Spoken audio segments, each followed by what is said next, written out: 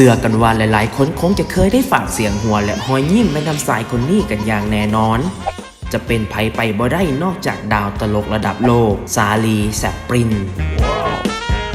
ประวัติส่วนตัวเซอร์ซาสเปนเซอร์แซปปรินจูเนียร์หรือคนทั่วโลกรู้จักกันในนามของซาลีแซปปรินซาลีเกิดเมื่อวันที่ 16 เมษายน ปี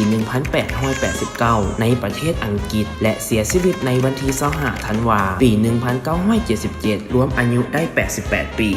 ซาลีเป็นนักแสดงที่มีชื่อเสียงผู้หนึ่งด้วยบุคลิกและการแต่งตัวที่ให้ทุกคนจื่อจำลาวได้ดี โดยเฉพาะแม่นการจงหนวดที่เป็นเอกลักษณ์ชีวิตในวัยเด็ก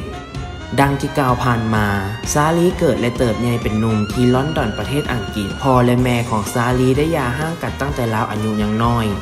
นั่นจึงเป็นเหตุที่ให้ซาลีกับอ้ายของลาวได้ไปอาศัยอยู่บ้านสงเคราะห์เด็กน้อยทุกแหลงซาลีมักจะไปย่างลินแถวๆโรงละครที่คัดเลือกนักแสดงจนในที่สุดด้วยพรสวรรค์และความสามารถของซาลีเองจึงเฮ็ดให้ลาวถูกคัดเลือกเป็นนักแสดงและนั่นก็เป็นจุดเริ่มต้นของซาลีในการก้าวเข้าสู่เป็นนักแสดงอย่างเต็มตัวผลงานทานฮู้บ่ว่าซาลีนอกจากเป็นนักแสดงแล้วแล้วยังเป็นผู้กำกับรูปเงาะอีกหลายเรื่อง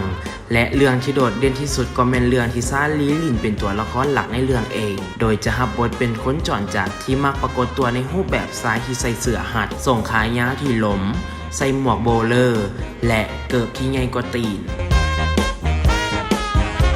นอกจากจะเป็นนักแสดงและผู้กำกับแล้วซาลียังเป็นนักประพันธ์เพลงซึ่งลาวได้ประพันธ์เพลงประกอบรูปเงามาแล้วหลายเรื่องเช่นเพลง This Is My Song จากรูปเงาเรื่อง The Countess from Hong Kong เพลง Smile จากรูปเงาเรื่อง Modern Time Sing a Song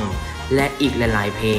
งที่ซาลีประพันธ์ได้รับรางวัลออสการ์สาขาดนตรีประกอบรูปเงาดีเด่นจากรูปเงาเรื่อง Limelight ปี 1972เป็นแนวใดบรรดาทานสำหรับประวัติความเป็นมาของซาลีแซปปรินเชื่อกันว่าหลายๆทานคงจะเคยได้รับชมรูปเงาของซาลีแซปปรินและรับฟังผลงานเพลงที่ซาลีแซปปรินเป็นผู้ประพันธ์